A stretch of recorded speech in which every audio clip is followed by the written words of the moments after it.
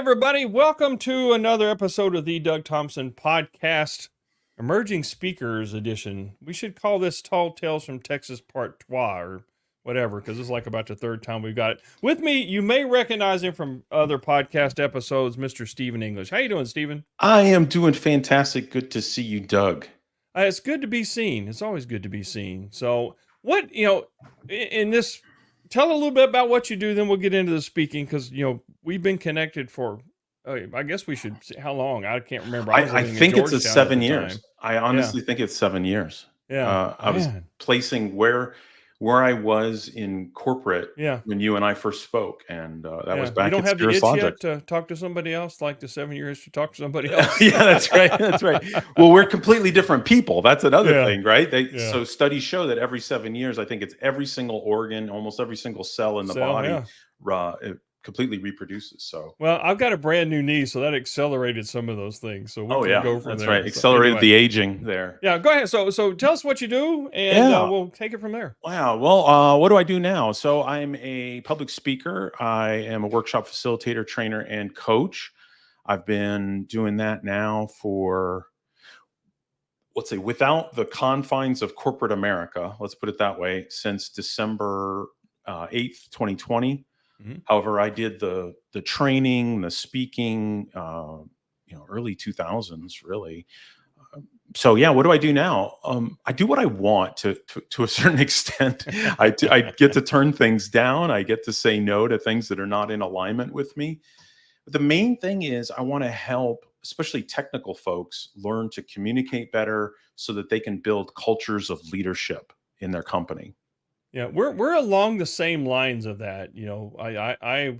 I want to give technical people the voice to be able to tell stories, which should lead to leadership and should lead to a lot of different things.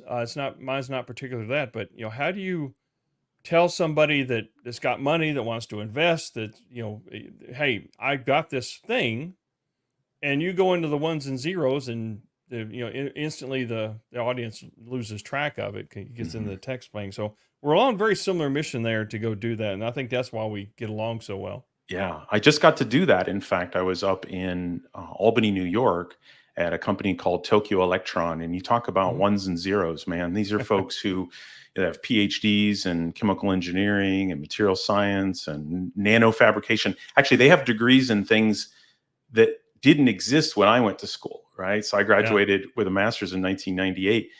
We didn't have a nanofabrication degree. It was really cool having an opportunity to help them really speak to the audience, not just to the work. And that's what the problem is for most people in the tech world is they have that curse of knowledge. They know too much and they don't know how to make it relevant to their audience.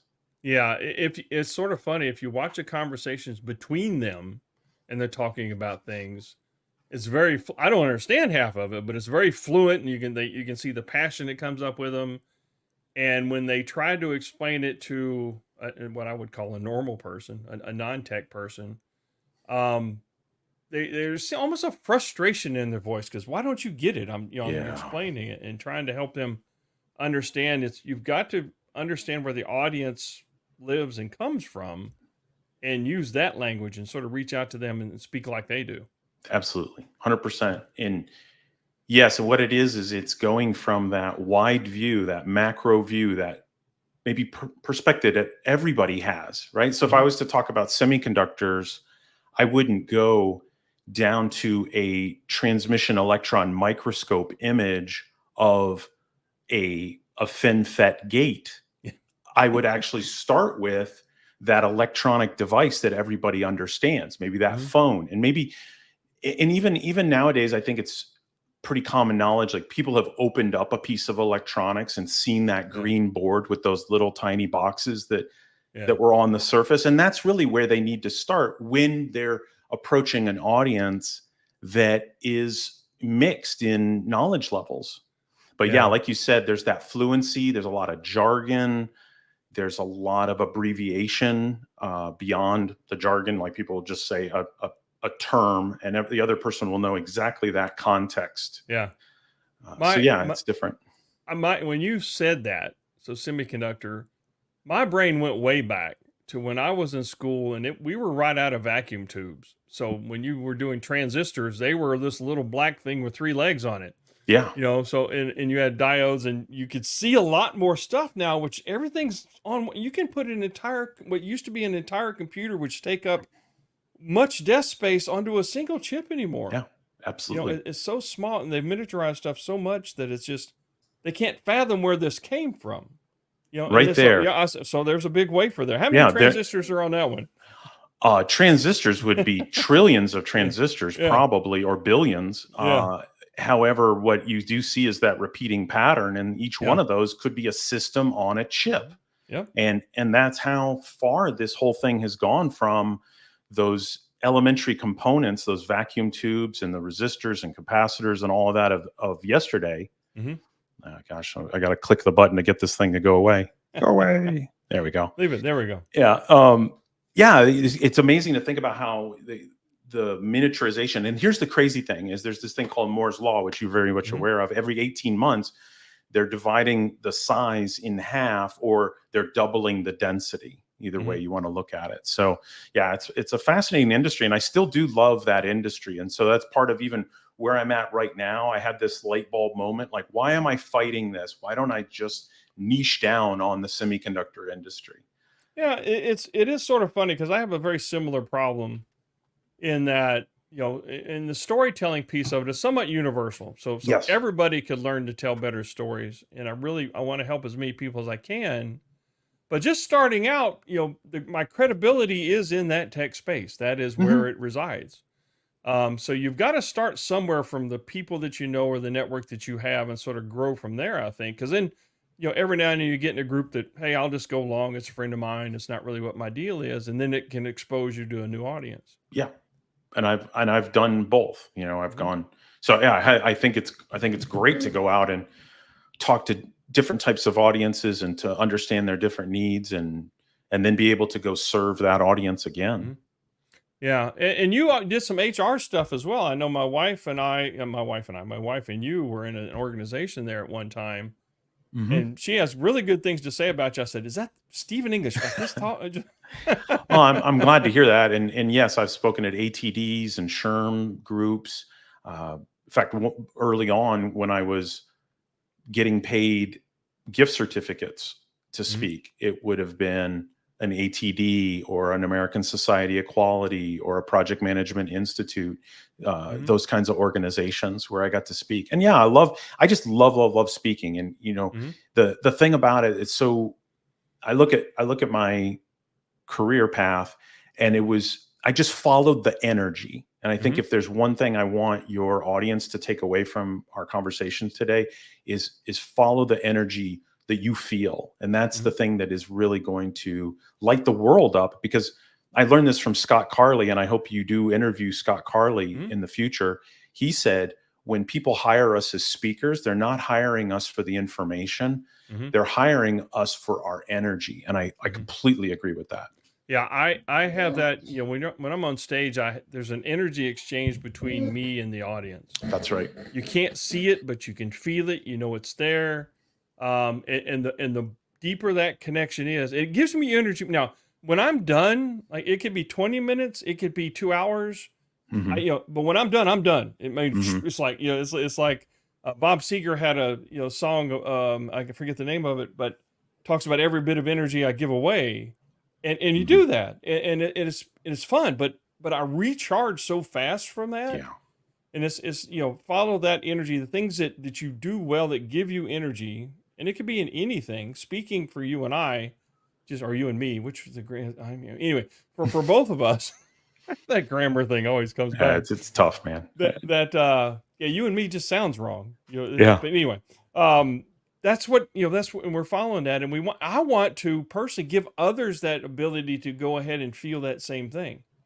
That's sort of from the storytelling, because when you connect with somebody, and we've talked about this, but if I can impact one person, if one person comes up to me afterwards and ask me questions, you can see they've done some things. Like that happened in my TED talk. I was pretty down on myself, because the TED talk I gave was not the one I played in my head. Oh, of course. And I think we've talked about that. Yeah, all of us have that happen. And but he comes up and I said, okay, that's the one thing. So God sends these signals to you if you're open to look for it, that we are much better than what we had. And I made that connection. Yeah. And well, it's interesting because you said gives energy and you're good at, and sometimes those are the same, Mhm. but they may not be right at the start. Yeah. Does that make sense what I said there? Yeah, well, and I know some people like there's things that I'm very good at that just exhaust me, Yeah. right? And that's not, for me that's not the right thing. Even though I am very good at it, Mm. is that the right place for me? And I think you hit that in corporate. You said, look, I'm Mm. this, and Yeah. I've got to the part where there's a blocker or something that I have to, again, be your own boss, and you have to go do that. Yeah, well, it reminds me of, and we were talking about this before we even started the interview, the book by Gay Hendricks called Hmm. The Big Leap. He talks about the zones of genius. So our 4 zones. So there's our zone of incompetence, our zone of competence, there's our zone of excellence. And that's Hmm. where that may be that thing that you're really, really, really great at, Hmm. but you get paid to do it. It's kind of drudgery, Hmm. uh, but people are willing to pay you a lot of money to do it. Then there's the things your zone of genius. And Hmm. for folks like you and I believe public speaking is in our zone of genius because when we do it, we lose track of time. That's one Hmm. thing. Yeah. And we seem to have an unending well of energy. Hmm. In fact, it was funny. There was something that came up, and I'm taking it as the best compliment in the world. When I ran the second day of this training course I just did up in Albany, one of the attendees said, "This has been so engaging that I forgot about lunch." And I laughed to myself, thinking, "Okay, in the Maslow's hierarchy of needs, Yeah. something from one level down of where we were at that moment ceased to be important." And I thought, that's really cool. But I think that's how you know you're in your zone of genius, Yeah. because there is that energy and you're able to engage with other people, and you don't feel yourself every moment after those waves of energy, whatever the Hmm. performance is, whether it's speaking or acting or whatever, writing or whatever in the world it could Right. be. It could be A state of flow, I think, yeah, sometimes that you said state that of way flow, too. right? Yeah. Like when we're riding those waves of that state of flow, we don't find ourselves crashing. Right. It's not like, so while we're doing it, we're really able to stay on. And so that was what for me was a huge signal with the public speaking, and it was kind of a side gig, the teaching Hmm. and the doing presentation stuff at the corporate life. It was a Hmm. kind of a side gig, but then I just said at a certain point in 2018, I said, you know what, it's time to make a move. Yeah, and I think the side gig is what made you be able to stay as long as you had, because you were, we talk about work-life balance. There's life. Hmm. That was a part that gave you energy to face the drudgery of the everyday project management, engineering, and stuff that went on that you were good at. Hmm. But again, took energy from you. Yes, and a funny thing happened that when I did commit to that, and so that was about October of 2018, I started to really commit to this. Okay, I have my day job and we have 168 hours every week, right? Right. 56 for our job, 56 for sleeping, and 56 for ourself. And I became very intentional with that last 56 with regard to building my coaching business Hmm. and training business. And what was funny was that when I made that commitment and I got very intentional, I got very excited about it, I actually performed better at my day job, which was really Yeah. funny. And I remember having a review and getting a really good review and getting a retention bonus, Yeah. some shares to stay on Yeah. there. And I was kind of shocked, right? Like I thought, oh no, because my attention is going to be a little bit more split, Yeah. my performance, but I just became more focused on getting what absolutely had to be done, right? The old 80 Yeah. 20 principle. Yeah. Yeah. Here's what has to be done. Let's get Yeah. it done quickly because I need to Hmm. go do And this do other it and thing. do it well, so I don't have to Yeah. rework it. Oh yeah, yeah. If you don't have time, do it right. I mean, that was my dad's motto Hmm. all the time. So let's talk about the business and stuff that you grew. I mean, you were sort of growing it on your side, and I know from the speaking things, you had this big thing with A and M, the extension service, I think it was, or no, Hmm. was it? Yeah, it was a one of the keynote. Yeah, that was Texas A&M engineering. right engineering Yeah, TEACS, I think it yeah, is. the extension. Yeah. And yeah, it was really funny.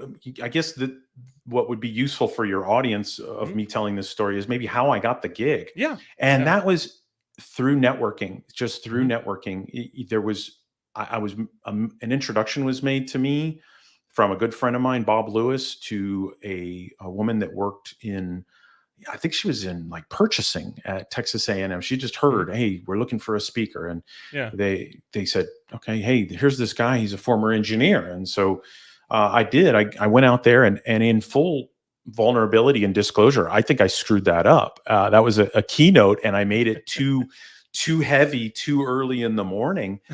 But overall, I got good feedback. But I could sense that it's like these people were like, "Man, I'm just processing my coffee. Will you just Yeah. inspire us?" You You you know? you laid all your knowledge on the engineers early in Like, the morning without the like coffee. here's Yeah. change management. Here's a 45-minute class on change management. And Yeah. yeah, so there was a lot of things that I needed to remove. And that's been kind of a theme for my own continuous improvement along this Mhm. journey is less is more with these Yeah, it audiences. does keep three things and because I can boil the ocean with stuff that you get in. Oh, and this, and you need to have this, Yeah, and so exactly. distilling it down to brevity Yeah. and giving the audience that's a skill to learn for sure. Because I know Yeah. I've been guilty of trying to cram too much in too short a time.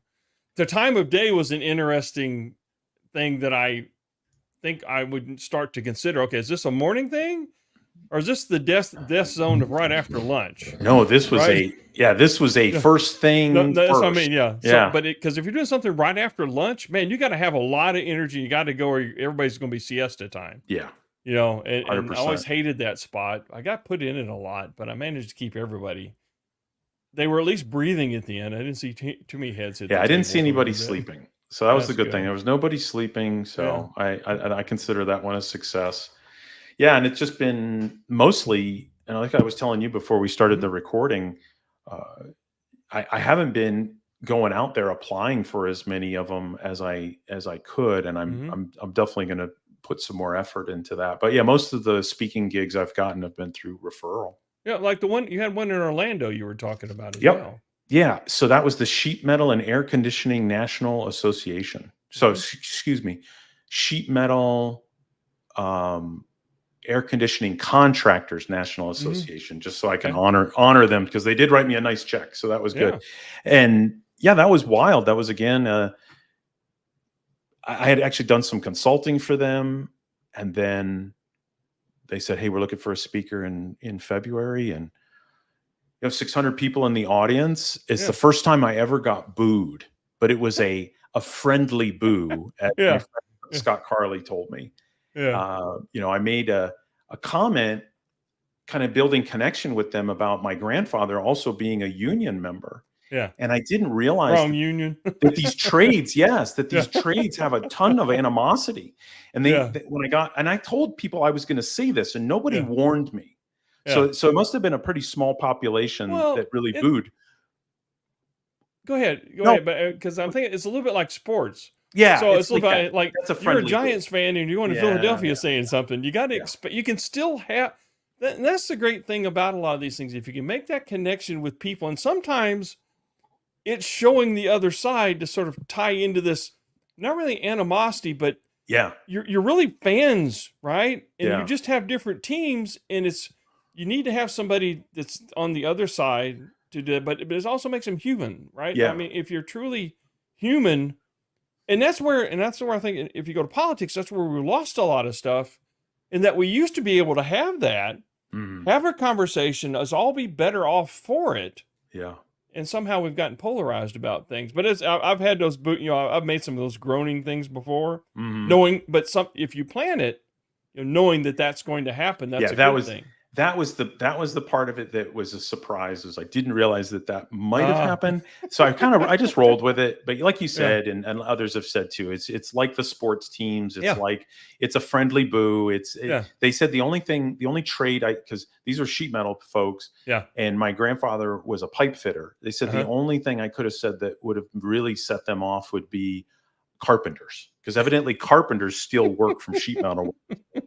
So Yeah, anyway, and they're all doing AC and these other stuff that's yeah, going on, and there's what the carpenters lay this out. So there's I can definitely see that. I worked yeah, at the shipyard one summer as an apprentice electrician, and you had ship fitters and pipe fitters, and mhm. there was that went along, and you didn't cross streams with It's those like people. gangs, man. It's like Bloods Yeah. and Crips, man. Yeah, so Yeah, it's sort it of was, funny, but yeah. yeah, again, I love the journey that you're on again, and I've known you for quite a while, and sort of I'm learning stuff from you now. So this sort of like we've sort of pivoted a little bit. I think you reached out to me originally when I was doing some LinkedIn stuff and Oh, wanted to we all learn from hook up to do everybody. that, and then I'm learning some stuff from you. You're a little bit further ahead on the speaker game in that, and you've gotten some wins and these other things. And I think that's what, again, the purpose of this is to sort of share that, because what I have found in interviewing, I had Tom earlier in the Mhm. week and Carolyn earlier in the week and Philip a couple of weeks ago, is it's that community and having other people that say, look, this is not the right gig for me. It's not that competitive, right? It's the part where we want to see everybody succeed. And if the gig's not right for me, but I know somebody that is, I'm going to refer them. Yeah. Yeah, I feel that way. It's not, it doesn't seem super like, hey, let's edge each other out, because Hmm. ultimately we all find our topics that we love to talk Hmm. about. And in the Yeah. case of Tom, he's about networking. He always Hmm. talks about networking. And in the case of Carolyn, she's talking about marketing. Hmm. So we all can carve out our own little piece of this thing. And I do really enjoy the community. I like seeing what they're all doing. And I'll say this also: there's also a portion of my own imposter monster that enjoys seeing, and this may sound a little bit odd, seeing that they're good, and I'm not detracting from anybody. Yeah, they're good, but are they like, oh my god, I can never get there good? Hmm. And I've learned over time, it's like, as I continue to watch them, I'm like, no, I can get there. And it Yeah. offers me a lot of hope, because there is that certain thing where we get into that comparison trap, and we maybe hear somebody who we don't realize that they've delivered that speech 25 different times. Hmm. And we show up at that NSA meeting or that Toastmasters meeting, and we hear them do that. And we're like, oh my gosh, I could never do that. Yeah. And yeah, it's that whole quote, like, don't compare your beginning to somebody else's middle. Yeah. And so it's very humbling to see, the amazing greatness of so many of these folks. And at the same time, it's also, I feel inspired, because I look at it and I say, I can definitely get there. Yeah. And there's a trap there that I fell into sort of early. If there was this goes back to real early on where we were in, and it was in this trainer class, and we were going to go out and do this roadshow for Microsoft. And there was a guy there I called a professor, and I've told Mhm. this story a lot of times. And he delivered like he had the elbow patches, had the Mhm. coat on, very very fluid, very reserved, very confident. And I tried to emulate that because I can appreciate it. Yeah. But as you've known me long enough, know that Yeah. that didn't work out so well. Just because there's no way I can do that, right? So taking things that you could, yeah, like you do some things that, yeah, I like that. I couldn't do it exactly the way he did it, but it gets me thinking about everything. So how could I do something similar? Yeah. Yeah. And it doesn't, it's that we begin to embody it. Hmm. We know it, we maybe practice it a few times, and then it goes and it makes that 18-inch drop from head to heart. And then it becomes really part of who we are. Hmm. Yeah. I watch videos of myself speaking, and I see things that I'm doing, some things I want to stop doing, some things I want to have more of. Hmm. And yeah, we're, again, not to be cliche, but yeah, we are our own competition there. Yeah. And being ourselves more fully, Hmm. being ourselves more consistently, being able to share a particular message. And that, for me, that's probably the biggest challenge, is to be really narrowed down on, hey, this is my core area, Hmm. in terms of, being a speaker. And that's Yeah. part of my journey, and I just accept it. And it took me, you think about, especially those who are in the audience who are either contemplating a career change or have already just started a career change. if you, whatever, like in my case, I was in semiconductors for 22 years. That's a long time, you know? And to think about how much evolution I had in that time, it's going to take a fair amount. Plus you're older, you know, you're not a spring chicken anymore. You have more experiences. Let's just you have a lot more there, experience. Okay? Yeah. We'll just stay there. You have more experiences, but yeah, that pivot can take a little bit of time. And that's the grace I'm giving myself at this point. And so I still get to do really cool things. Like, you know, what I did this week or earlier this week, something I did back in 2003. So some of it is just recycle. Yeah. It does. It sort of goes something because somebody will need to hear it, maybe just not all the time. And you have that muscles exercise. Like a lot of the story structures I have 5 basic story structures, 5 or 6. I'm an engineer. I can't count. So, but I will turn them and spin them different ways with different, depending on the audience and stuff that are there. You know, you can sort of tweak it a little bit. So, and I was talking to somebody yesterday. It wasn't a speaker, whether they did speaking, but he was talking to, she was a Black Hawk pilot. I can't remember her name right now, but she's, you know, she's pretty famous now. And he asked her, how long did it take? You know, she said, you know, giving coaching to speakers and stuff. Oh, and, Kameen. Yeah. Kameen Samuel. Yeah, she's great. Yeah, so it said, you know, 400. And he said, what's that? And he says, I did 400 things non-paid before I got my first check.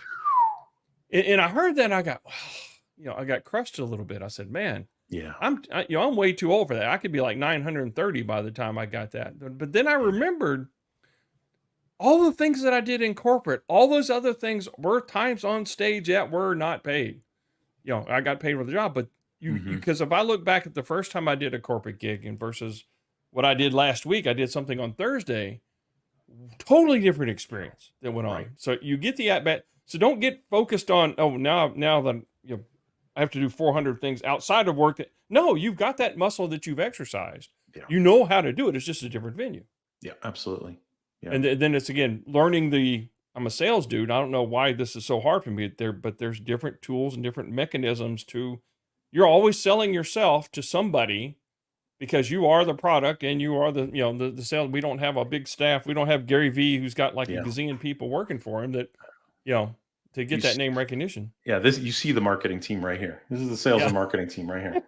Yeah. I understand. And the technical background and the producer and the other things like that. So the only thing I don't do is my own bookkeeping. Yeah. I outsource that. Keeps you out of jail. That's right. Exactly. So Stephen, how do people get a hold of you? Again, I love catching up with you. LinkedIn is probably my biggest jam. I do have a website. It probably needs a little refreshing. www.stephenenglish.net. Please, follow me on LinkedIn. I'm talking about all things related to building a leadership culture, being a better communicator. This is the thing I love. And it was funny when I was in corporate and I look at my bookshelf, I had all these books on leadership, psychology, spirituality. And then I had one small shelf with what I actually did for a living. So it was I remember the bookcase you used to have behind you, and we used to give you a hard time. Josh and I give you a hard time with that. I decided to go over to these little sound tiles and instead, and I had somebody give me some feedback from a Toastmasters meeting. They said, "Oh, your bookcase is too distracting, and I keep wanting to turn my head so I could see what books you own and all that." And so I opted for this. And the only comment I've had about my background is the over there. I've got this 4,000 weeks. Yeah, and you know, Tim Urban did a whole thing on this thing, and it's as you go along, everybody's got about 4,000 weeks to live.